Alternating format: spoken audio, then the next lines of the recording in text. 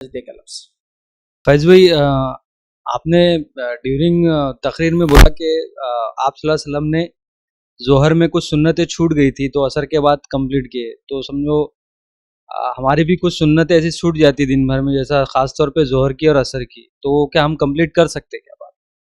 بھائی نے سوال کیا، میں نے درس کے دوران یہ کہا کہ اللہ کے رسول صلی اللہ علیہ وسلم کی موقعہ ظہر کی چھوٹ گئی تھی تو اس کو عصر کے بعد پڑھا، تو کیا ہم بھی کر سکتے ہیں؟ تو یاد رکھیے ایسی کوئی بھی نماز جس کی آپ روز عادی ہو موقعہ میں سے، جیسا فجر کی 2، ظہر کے پہلے کی 4، ظہر کے بعد کی 2، مغرب کے بعد کی 2 اور عشاء کے بعد کی 2 اور 3 وطر، تو 12 موقعہ.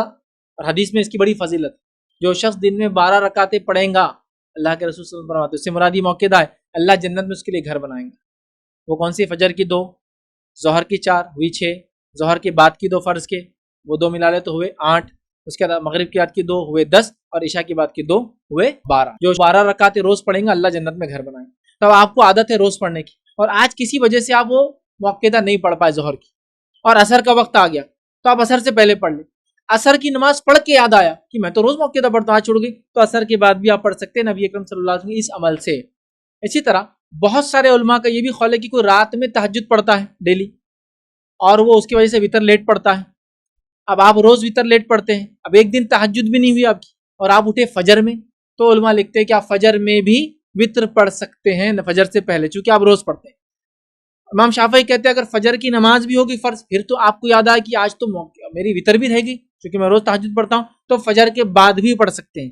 پھر وہ لکھتے ہیں، علماء لکھتے ہیں کہ اگر کوئی آدمی روز کا عادی ہے اور وہ رات میں سو گیا اور اس کی تہجد بھی نہیں ہوئی، فجر میں بھی غفلت میں رہا، فجر میں اٹھا، تو پھر وہ صبح سورج نکلنے کے بعد فجر بھی پڑھے اور وتر بھی پڑھے، چونکہ اس کی روز کی وہ عادت تھی. تو لہٰذا اگر آپ روز ظہر پڑھتے ہیں، اس کی موقعہ پڑھتے ہیں، اور اس موقعہ کے اندر آپ کی کبھی چھوٹ جائے تو آپ بعد اثر بھی اس کو انشاءاللہ عزیز ادا کر سکتے ہیں.